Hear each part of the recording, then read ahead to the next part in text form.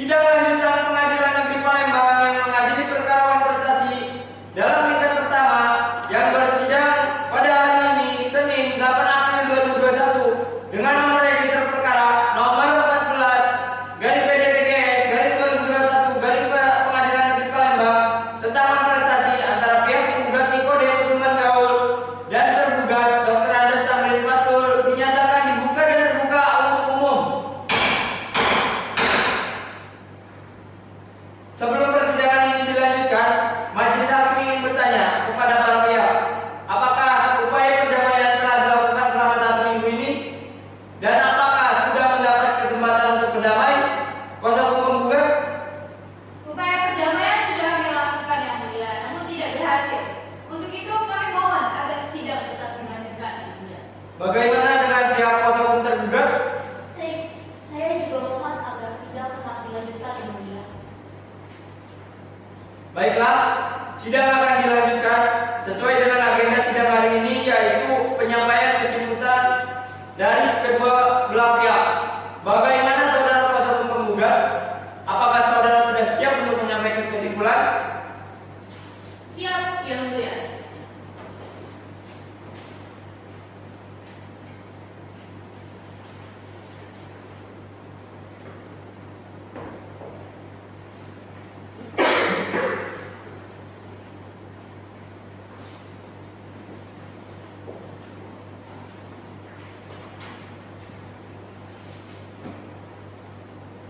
Silakan dibacakan.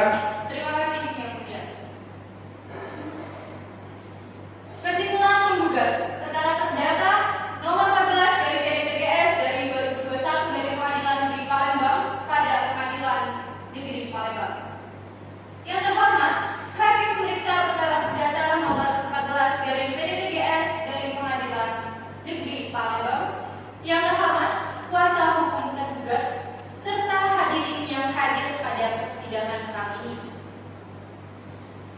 Saya, Hoyrul Dariah SH, advokat dan konsultan hukum dari Kantor Hukum Amsal dan Rekan yang beralamat di Jalan Bambang Utoyo nomor 4 RT 6 RW 43 Ilir Kota Palembang, bertindak untuk dan atas nama serta mewakili Nikodemus Lumban Gaul selaku penggugat. Perkenankanlah bersama ini menyampaikan kesimpulan dalam perkara perdata nomor 14 garing PDTGS garing 2021 garing Pengadilan Negeri Palembang sebagai berikut. Fakta-fakta dalam persidangan. 1. Bahwa penggugat memuasakan kepada kuasa hukumnya, saya Hoyrul Dariah SH, untuk beracara dalam setiap tahapan persidangan di Pengadilan Negeri Palembang dan setelah dilaksanakan mediasi oleh hakim mediasi atau mediator dan hasil mediasi tersebut tidak menghasilkan titik temu sehingga dinyatakan gagal. Dalam gugatan dianggap telah dibacakan.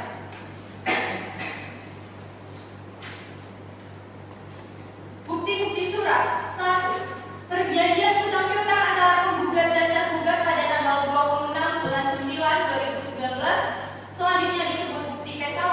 2. Perjanjian ikatan jual beli nomor 148 antara penggugat dan tergugat pada tanggal 26 September 2019 yang dibuat di hadapan Notaris Asyura Meriani SHMKM bukti P2.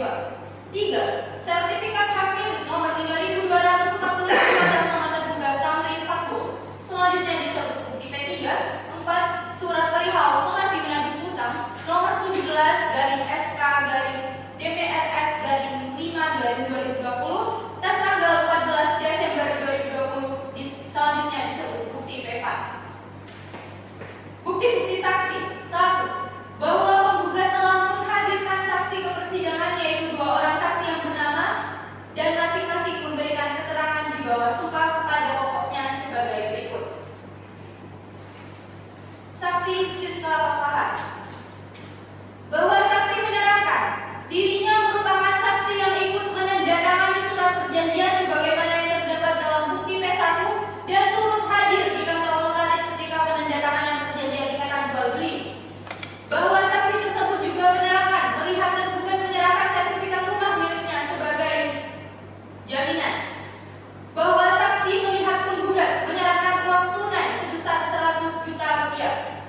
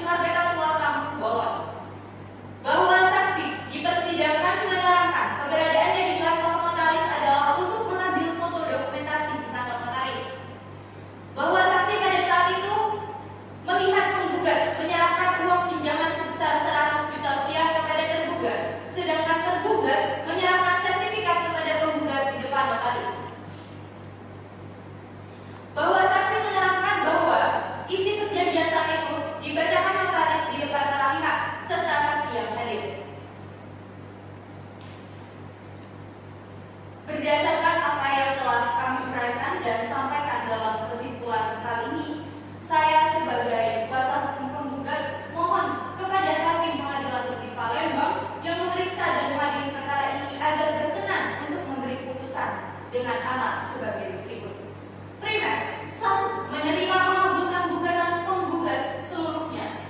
2. Menyatakan demi hukum perbuatan tergugat telah prestasi kepada penggugat. 3. Menghukum tergugat untuk membayar hutang Rp116.500.000 ditambah kerugian kepada penggugat sebesar Rp72 juta sehingga total keseluruhan yang harus dibayar oleh tergugat sebesar Rp188.500.000. 4. Menyatakan saham yang berharga serta jaminan sebidang tanah yang di atasnya ada bangunan rumah yang terletak di Jalan Nanyang Lindungan nomor 9 RT 7 RW 5 Kelompok Bukit Baru Kecamatan Ilir Bala 1 Kota Palembang Provinsi Sumatera Selatan guna dilakukan eksekusi bila tergugat tidak membayar hutang-hutang ditambah dengan kerugian material kepada penggugat.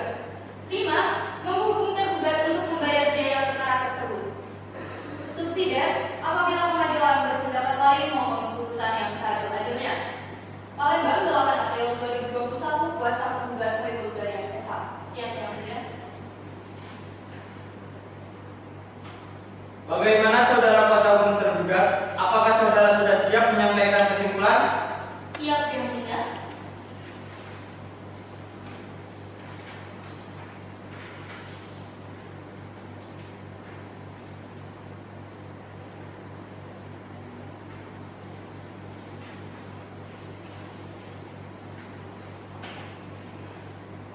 Silakan dibacakan.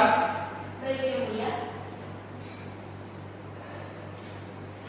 Kesimpulan gugatan perkara perdata nomor 14 dari PDTGS dari 2021 dari Pengadilan Negeri Palembang pada Pengadilan Negeri Palembang.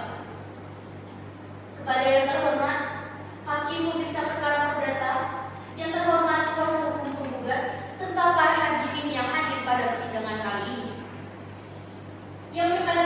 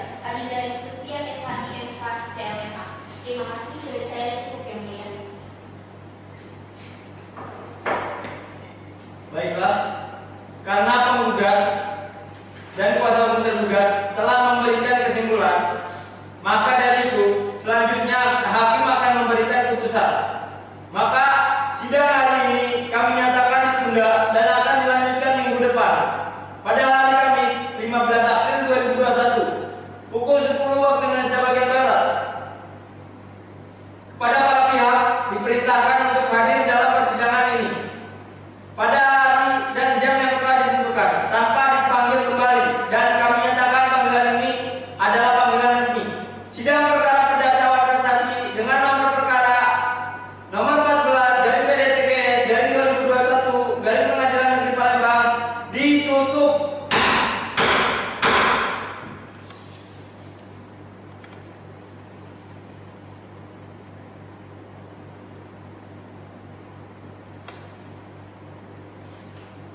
Sidang lanjutan Pengadilan Negeri Palembang yang akan mengadili perkara Wan Prestasi dalam tingkat pertama yang bersidang pada hari ini, Kamis 15 April 2021 dengan nomor register perkara nomor 14 garing PDTGS garing 2021 garing Pengadilan Negeri Palembang tentang Wan Prestasi antara pihak penggugat Nikodemus Lumban Gaul dan tergugat Dr. Andes Tamrin Patul dinyatakan dibuka dan terbuka untuk umum.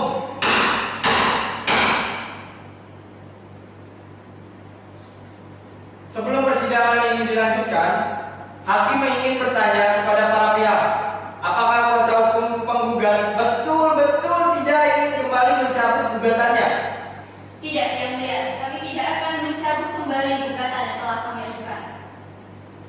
Pada kuasa hukum tergugat, bagaimana tanggapan Anda? Saya masih berharap pihak penggugat untuk mencabut gugatannya dan menyelesaikan perkara ini dalam kekeluargaan. Bagaimana kuasa hukum penggugat? Tidak, Yang Mulia. Kami bertetap pada gugatan yang kami ajukan. Baik, kalau begitu Kak, kita lanjutkan sidang pada hari ini. Sesuai dengan agenda sidang hari ini, yaitu pembacaan putusan, maka diperintahkan kepada para pihak untuk memperhatikan isi putusan.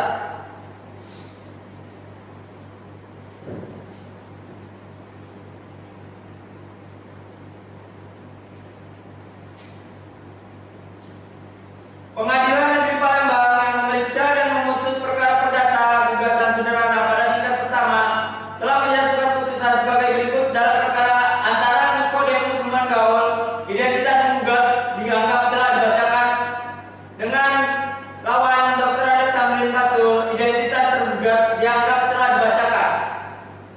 Pengadilan Negeri Palembang setelah membaca berkas perkara beserta surat-surat yang bersangkutan, setelah mendengar kedua belah pihak yang berperkara tentang bentuk perkara, menimbang bahwa penggugat dengan surat gugatan yang diterima dan didaftarkan di Kepaniteraan Pengadilan Negeri Palembang pada tanggal 4 April 2021 yang diterima dan didaftarkan di Kepaniteraan Pengadilan Negeri Palembang pada tanggal 4 Maret 2021 dalam register nomor 14 garing PDTGS garing 2021, Pengadilan Negeri Palembang telah mengajukan gugatan sederhana.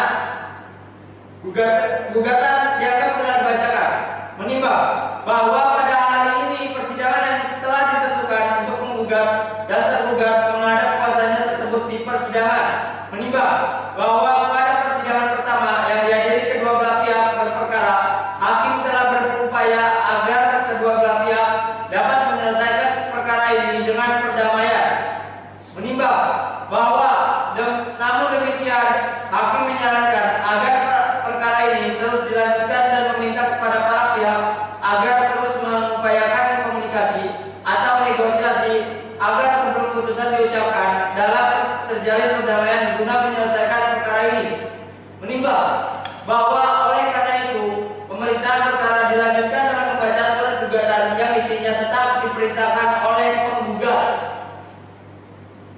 menimbang bahwa terhadap gugatan penggugat tersebut tergugat memberikan jawaban gugatan dianggap telah dibacakan, menimbang bahwa selanjutnya segala sesuatu yang termuat dalam berita acara persidangan perkara ini untuk menyingkat putusan ini dianggap telah termuat dan menjadi bagian yang tak terpisahkan dengan putusan ini, menimbang bahwa akhirnya pihak penggugat menyatakan tidak ada hal-hal yang diajukan lagi dalam dan mohon putusan tentang pertimbangan hukum, menimbang bahwa maksud dan tujuan gugatan tergugat pada pokoknya adalah pemberian pinjaman oleh penggugat kepada tergugat sebesar 100 juta rupiah dan seterusnya. Menimbang bahwa atas gugatan penggugat tersebut, tergugat memberikan jawaban secara tertulis yang pada pokoknya membenarkan perjanjian di bawah tangan yang ditandatangani oleh tergugat dengan penggugat, akan tetapi membantah ikatan jual beli yang dibuat di hadapan notaris Asyura Nuryani nomor 148 tanggal 26 September 2019, karena menurut tergugat dirinya pada saat di kantor notaris hanya menandatangani kertas kosong. Menimbang bahwa memperhatikan menjawab dalam proses perkara ini, maka pengakuan tergugat terhadap sebagian gugatan tersebut merupakan bukti sempurna dalam hukum pembuktian perdata. Menimbang bahwa walaupun demikian, penggugat telah mengajukan bukti-bukti surat yang diberikan tanda P1 sampai dengan P4 yang telah diberi materai cukup dan sesuai dengan aslinya, kecuali bukti surat bertanda P4 sebagai berikut. Perjanjian untuk piutang antara penggugat dan tergugat pada tanggal 26 September 2019, bukti P1 dan seterusnya. Menimbang bahwa tergugat sendiri di persidangan telah mengajukan bukti-bukti surat yang diberi tanda P1 dan P2 yang telah diberi materai cukup dan sesuai dengan aslinya sebagai berikut. 1. Kartu tanda penduduk atas nama Dr. Andes Tamrin Patro, bukti T1 dan seterusnya. Menimbang bahwa ada bukti P2 di atas dibantah oleh tergugat dengan alasan mengatakan penandatanganan akta oleh tergugat di hadapan notaris dibuat di atas kertas kosong. Menimbang bahwa setelah hakim mencermati isi materi ataupun klausul perjanjian yang terdapat pada bukti P1 dan P2 pada dasarnya adalah sama dengan kata lain, walaupun tergugat membantah akta yang dibuat di hadapan notaris, namun tidak menyangkal keberadaan bukti P1, maka tergugat dianggap mengakui isi perjanjian yang telah ditandatanganinya dalam bukti P1. Terlebih lagi perjanjian tersebut walaupun hanya dipandang sebagai akta di bawah tangan, tetapi perjanjian tersebut juga menandatangani oleh istri tergugat sebagai saksi. Menimbang bahwa akta di bawah tangan mempunyai kekuatan pembuktian formal dan seterusnya. Menimbang bahwa oleh saksi yang dihadirkan penggugat di persidangan bernama Siska Pakpahan menerangkan dirinya merupakan saksi yang ikut menandatangani surat perjanjian sebagaimana yang terdapat dalam bukti P1 dan turut hadir di kantor notaris ketika penandatanganan perjanjian ikatan jual beli. Menimbang bahwa saksi tersebut juga menerangkan tergugat menyerahkan sertifikat rumah miliknya sebagai jaminan dan penggugat menyerahkan uang tunai sebesar 100 juta rupiah, dan tidak benar bila kertas lembaran yang ditandatangani oleh tergugat pada saat itu kertas kosong.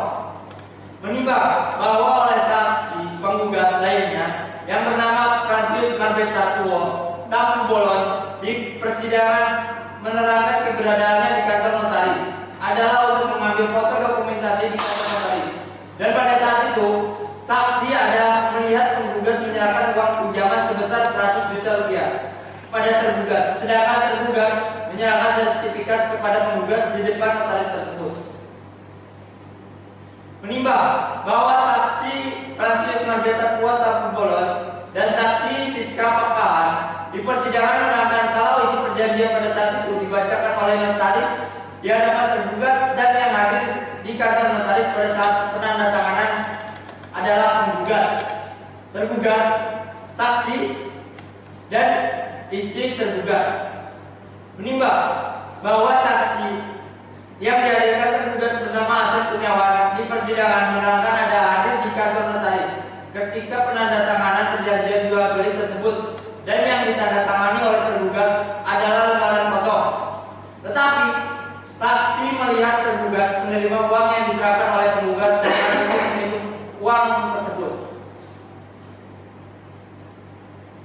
Menimbang bahwa memperhatikan keadaan di atas, bukti P1 yang didukung oleh saksi Siska Pakpahan dan Francis Marbeta Tua Tapubolon, maka hal tersebut cukup menguatkan dan membuktikan keberadaan bukti P2 walaupun tergugat membantah bukti P2 tersebut, sebab hakim menilai bukti yang diajukan oleh tergugat tidak mempunyai dasar yang cukup kuat untuk mendukung dalil sangkalannya. Menimbang bahwa dengan diakuinya keberadaan bukti P1 dan bukti P2, maka yang akan diperjanjikan dan disepakati para pihak dalam perjanjian tersebut dianggap mengikat penggugat dan tergugat dan harus tunduk kepada perjanjian tersebut. Menimbang bahwa berdasarkan pasal 1313 KUH Perdata, suatu persetujuan adalah suatu perbuatan di mana satu orang atau lebih meningkatkan diri terhadap satu orang lain atau lebih dan seterusnya. Menimbang bahwa berdasarkan uraian tersebut di atas dapat disimpulkan bahwa interjanji atau prestasi menimbulkan hak dan kewajiban hukum yang dilakukan karena adanya suatu perikatan. Menimbang bahwa telah dipertimbangkan di muka seluruh gugatan dan bukti surat yang diajukan penggugat, maka pengakuan tergugat terlebih bukti P1 tersebut bersifat mutlak karena diajukan sesuai dengan sebenarnya dan didasarkan dengan alasan yang kuat. Maka menurut hukum haruslah dipercaya, sehingga dengan memperhatikan seluruh bukti surat yang diajukan tergugat serta pengakuan tersebut, maka kebenaran dalil-dalil gugatannya, yakni adanya hubungan hukum utang piutang antara penggugat dengan sesuai perjanjian utang piutang tanggal 26 September 2019, perjanjian ikatan jual beli nomor 148 di hadapan Notaris Asyura Nuryani SHMKM, dan ternyata sejak tanggal 26 Maret 2020 tergugat tidak menunaikan kewajibannya sebagai yang telah disepakati dalam perjanjian tersebut, walaupun telah ditegur oleh penggugat. Menimbang bahwa petitum penggugat angka 1 oleh karena petitum ini berkaitan dengan petitum yang selanjutnya, maka akan dipertimbangkan pada bagian akhir setelah petitum lainnya dipertimbangkan. Menimbang bahwa petitum penggugat angka 2 yang pada pokoknya menyatakan tergugat telah melakukan interpretasi dan atau cedera janji oleh karena telah terbukti tergugat melakukan interpretasi sebagaimana pertimbangan pokok di atas, maka patut menurut hukum petitum tersebut dikabulkan. Menimbang bahwa atas hutang tergugat tersebut di atas harus dibayar lunas seketika tanpa syarat, sekaligus mengabulkan petitum penggugat sebagian. Menimbang bahwa petitum penggugat angka 4 yang pada pokoknya menyatakan sah dan berharga sita jaminan terhadap objek jaminan oleh karena selama pemeriksaan perkara ini tidak pernah dilakukan sita jaminan, maka petitum ini haruslah ditolak. Menimbang bahwa dengan demikian gugatan penggugat haruslah dikabulkan sebagian dan ditolak untuk yang selain dan selebihnya. Memperhatikan peraturan Mahkamah Agung nomor 4 tahun 2019 tentang perubahan atas Perma nomor 2 tahun 2015 tentang tata cara penyelesaian gugatan sederhana, pasal 149 RBG, pasal 1234 Junto, pasal 1320 Junto, pasal 1313 KUH Perdata, dan peraturan-peraturan lain yang bersangkutan. Mengadili 1. Mengabulkan gugatan penggugat sebagian. 2. Menyatakan demi hukum perbuatan tergugat adalah representasi kepada penggugat. 3. Menghukum tergugat untuk membayar lunas seketika tanpa syarat seluruh sisa pinjaman kreditnya pokok plus bunga kepada penggugat sebesar Rp116.500.000. 4. Menghukum tergugat untuk membayar biaya perkara yang timbul sampai saat ini ditaksir sebesar Rp355.000. Demikian diputuskan pada hari